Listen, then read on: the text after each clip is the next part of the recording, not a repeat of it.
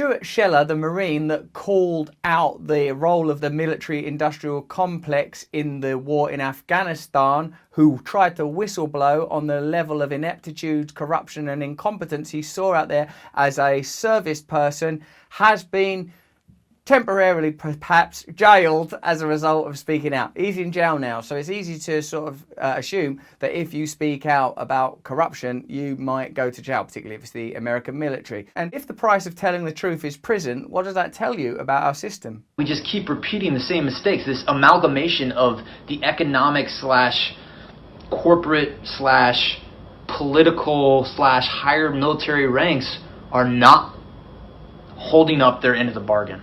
A US Marine jailed for attacking the military leadership over America's chaotic withdrawal from Afghanistan in a viral video was just asking for accountability, his family said. Lieutenant Colonel Stuart Scheller uploaded a video on his Facebook page on the 26th of August lambasting the US military's decision when the country was present in Afghanistan. He's been making regular posts since then, often complaining about being asked not to post. A statement from a spokesperson for the Marine Corps Training and Education Command, quoted by Defence News website Task and Purpose on Monday, confirmed Mr. Scheller is currently in pre-trial confinement. Is this jail? No, there's just going to be a trial, and pre that trial, we're going to just confine you. Are you going to confine me to a jail? Yeah. The time, date and location of the proceedings has not been determined. Am I here indefinitely? Yeah. Lieutenant Colonel Scheller will be afforded all due process, the statement continued. Will I? No. Meanwhile, the Marine's father said in an interview to the news site that his son was just asking for accountability. All our son did is ask the question that everybody was asking themselves, but they were too scared to speak out loud. Well, that is the issue, isn't it, with the old whistleblowing, is like it's only effective if what you're voicing a lot of people believe or fear, or if it's a revelation of previously unsuspected information.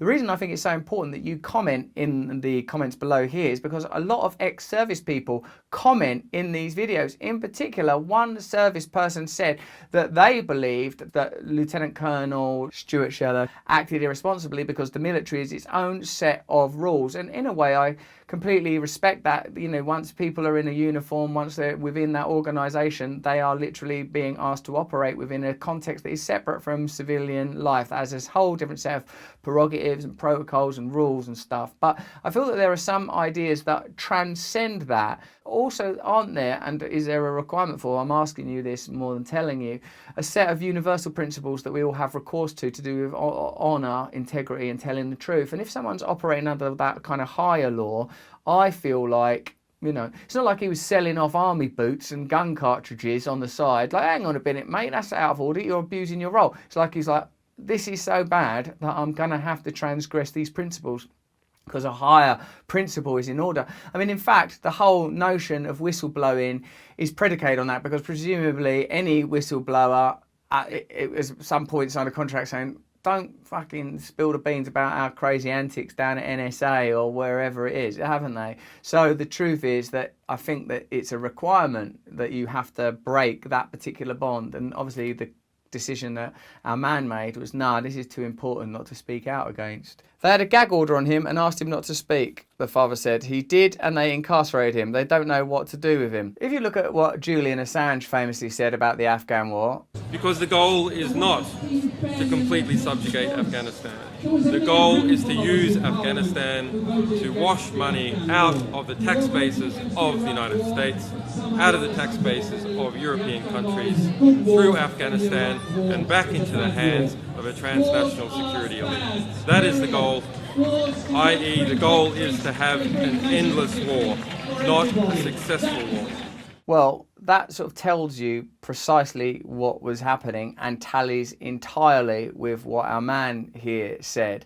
How many times, I wonder, do we have to be told this is what's happening before we respond? Well, I would say probably an infinite number of times, because there is never a party standing for election that says, we're not going to do stuff like that.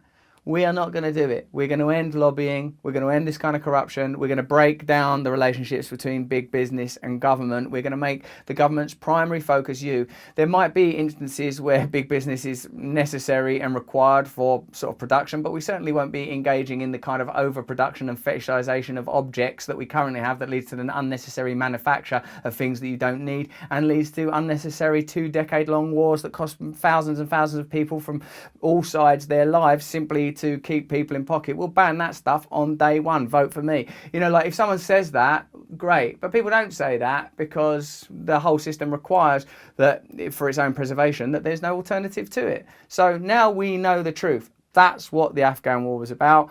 This dude spoke out against it, and if you're a sort of a military person and then you have your own sort of allegiances, then that's cool. I appreciate what you're saying. But from my perspective, what I'm saying is that there are higher truths that need to be appealed to, particularly if part of your objective, as mine is to talk about and bring about new ways of doing things. The 26th of August video posted by the Marine garnered 1 million views and thousands of comments, after which Mr. Scheller posted again saying he was flooded with friend requests and messages of support from people. But it became clear from his post since then he was receiving flack from the military for his videos. I've been advised not to make further statements by all my lawyers, family, friends, and the teams of people trying to push me in different directions following my military career, Mr. Scheller posted. What happens when all you do is speak truth and no one's to hear it, but they can probably stop listening because I'm crazy, right? Mr. Scheller wrote at the end of another post. Well, I suppose, you know, in a way it's obvious. If you try to bring about change to an institution, you will face resistance. The institution requires its own preservation at all costs. It can't afford to have individuals within its confines speaking out against it, whether that institution is sort of some high-level agency within the military, a media organisation. There is always a sort of a culture of containment and preservation. I suppose what's happening now, it seems at least to me, is many of the old divisions and boundaries are melting away as we find ourselves in this sort of peripheral space where we're starting to question what is the value of our old systems, what is the value of nation, what is the value of our economic systems. I'm not sort of seeking recourse to old ideas, antiquated ideas, ideas that are proven not to work well, but I am saying that we need a new vision of how to organise our individual spiritual lives and our cultural and social lives. I don't believe it will come from what was conventionally known as the right or conventionally known as the left. I think from either of these spaces, new ideas will emerge and necessarily coalesce to create new ideas that will have to be, because the requirement for change is urgent, radical. There's a necessity that it will be radical. This is just a simple idea. If you want something to change, that means that what you're proposing will be different. And as soon as what you start proposing is different, you face resistance and opposition and criticism and attack, whether that's within